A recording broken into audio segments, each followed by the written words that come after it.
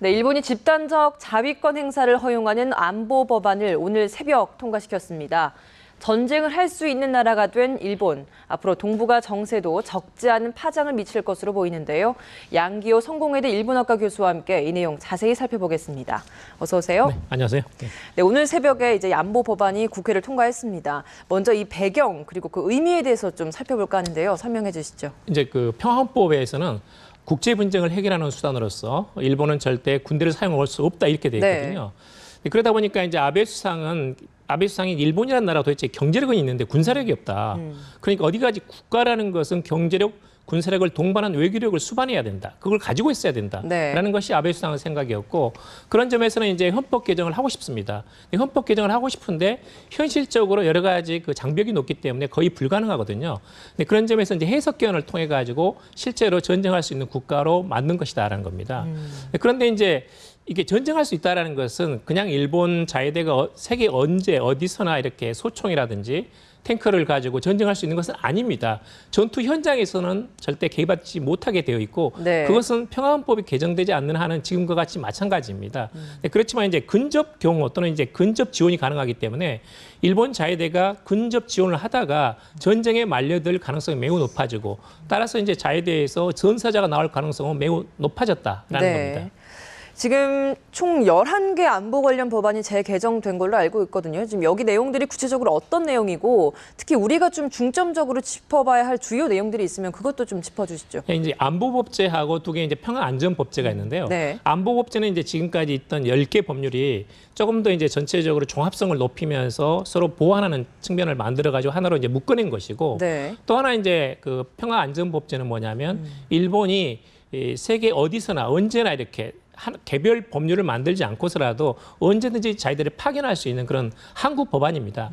그런데 이제 그 안에 보게 되면 예를 들면 안보법제 안에 무력공격 사퇴법이 있는데 그것이 이제 방금 말씀하신 집단적 자위권을 허용하는 거거든요. 그다음에 이제 중요 영향 사퇴법이 있는데 이것은 일본이 지금까지는 그 공격을 받으면 이렇게 그때 그제서야 방어할 수 있는 것이었는데 지금은 일본이 공격을 받지 않더라도 세계 어디서나 프랑스나 영국군이 공격을 받을 경우에 그것이 자국에 대한 위협으로 간주해가지고 방어할 수 있는 그러니까 자위대의 활동 범위라는 것이 일본 국가 주변 사태에서 벗어나가지고 세계 어디서든 활동할 수 있는 근거를 만든 것입니다.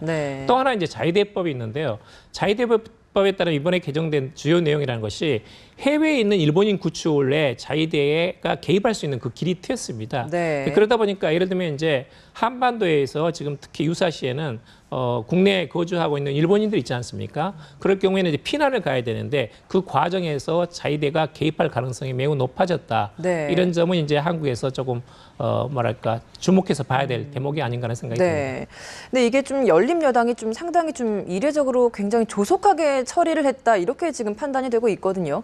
이렇게 좀 급하게 일사천리로 진행했던 어떤 특별한 이유가 있을까요? 이건 헌법 위반입니다. 이건 명백하게 헌법 위반이거든요. 국제 분쟁을 해결하는 수단으로서 무력성을 영국이 포기한다. 그리고 이제 육해공군 기타 전투력을 보유하지 않는다 이렇게 돼 있는데 지금은 자위대가 있거든요. 자위대라는 것은 평화헌법에서는 어디까지나 자국 국민을 보호하는 것까지 포기한 건 아니다. 그건 허용하는 것이다 해가지고 자위대가 됐었는데 지금은 명백하게 일본을 공격하지 않더라도 말하자면 미국을 공격하더라도 해외에 나가가지고 직접적으로 개입할 수 있는 길을 만들었기 때문에 이것은 명백하게 헌법 위반입니다. 헌법 위반인데 대부분의 헌법학자들이라든지 국민 또는 야당들은 반대하고 있거든요. 더구나 이제 그것을 이게 헌법 위반이기 때문에 야당이라든지 국민의 공감대를 얻을 수 있도록 오랫동안 이제 심의를 해야 되는데 그 과정이 생략된 채 지금 밀어붙이기식으로 하고 있습니다. 그러다 보니까 이것을 시간을 끌면 끌수록 결국은 자민당 정권 또는 아베 정권에 불리하다. 그래서 욕을 얻어먹더라도 속전속결로 일단 마무리하는 게 좋겠다는 것이 지금 아베 정권의 생각이고 그러다 보니까 이게 강행 처리돼 가지고 수만 명, 3만 명, 4만 명 이런 데모대가 국회의사당 주변에서 시위를 하고 있는데도 불구하고 일단 밀어붙이기식으로 강행한 것이다. 이렇게 말씀드릴 수가 있겠습니다. 지금 일본 자위대가 이제 활동 영역이 넓어지다 보니까 이게 자연스럽게 주변국, 특히 이제 우리나라에까지 영향을 미칠 것 같거든요. 이게 주변국들도 좀 여기에 적지 않은 영향을 미치다 보니까 좀 마찰도 없지 않아 있을 것 같아요. 어떻게 예상하십니까? 근데 기본적으로 이 법이라는 것이 원래는 이제 제일 그 대상은 중국입니다. 그러니까 중국이 이제 해양 진출하고 지금 해마다 10% 이상 지금 국방비를 늘려오고 있거든요. 그리고 이제 태평양이라든지 또는 이제 센카쿠를 둘러싼 도서 분쟁 같은 것이 가능성이 이제 분명히 있습니다. 일본은 이제 센카쿠 자국 영토에 대한 위협을 느끼고 있는 부분도 있기 때문에 중국에 대한 어떤 가상 적국에 대한 전쟁 억지력을 군사력을 확보하는 거거든요. 네. 그런 점에서는 이제 중일 간의 좀 갈등이라든지 이런 그 동북아에 있어서 군사적인 긴장 또는 이제 그러다 보니까 군비 경쟁을 유발하게 되고 그런 부정적인 측면이 분명히 있습니다. 우리도 역시 당연히 그 부담을 안을 수밖에 네. 없고요. 그런데 이제 한반도 유사시에 이제 자위대 개입 수준이 어느 정도인가 하는 것인데 원칙적으로는 주한 미군하고 주일 미군 사이에서 일본 자위대가 지원을 하는 겁니다. 후방 지원을 하는 겁니다. 그러니까 이제 예를 들면 탄약 수송이라든지 공중 구비라든지 또는 유사시에 미군이 부상당했을 경우에 일단 일본에 있는 병원으로 후송을 해가지고 치료한다든지 그런 기능을 맡는 것이 기본적인 그 아이디어입니다. 그러니까 이제 어디까지나 지난 5월달에 이제 미국에서 그런 회의가 있었는데 이 통합망료장 우리나라의 합참의장에 해당하는 일본의 그 통합망료장이 어디까지나 자위대의 역할은 후방 지원이다. 네. 자위대가 직접 한반도에 진입하지 않는다는 그런 언급을 한 적이 있습니다. 네. 그렇지만 이제 전쟁이라는 것은 일촉즉발이기 때문에 언제 어떻게 될지 모르거든요. 그렇죠. 그리고 앞으로도 이제 그런 해석을 계속 강화시켜가지고 유사시의 자위대가 활동 반경 또는 어떤 그 가능한 어떤 무기 사용 범위를 확대할 가능성은 항상 있는 겁니다. 네. 그런 건 역시 이제 신경이 쓸 수밖에 없죠. 네. 이게 지금 한국과 중국이 계속 여기에 대해서 같은 목소리로 반대를 해왔잖아요. 근데 미국 입장에서는 여기 일본의 입장에 대해서 굉장히 지지를 표해왔단 말이에요. 우리 입장에서는 한국과 중국의 관계도 중요하지만 한미일 이 삼각관계에 대한 동맹도 굉장히 중요한 상황이다 보니까 네, 한국이 굉장히 중간에서 어려운 처지에 놓인 것 같아요. 외교 전략 어떻게 저희가 좀 잡아가야 될까요? 이게 이제 동북아 체제라는 것이 이게 굉장히 이제 모순이 많습니다. 과거사 문제도 있고 영토 문제가 있거든요. 그러니까 이제 예를 들면 한미 동맹이 있고 그다음에 미일 동맹이 있습니다. 그리고 이제 중국과의 어떤 갈등 관계라는 네. 것이 있거든요. 남북 간의 대립도 있고. 그러니까 유럽처럼 남한과 북한, 중국, 일본까지 포함해가지고 집단 안보 체제가 있으면 문제가 없습니다.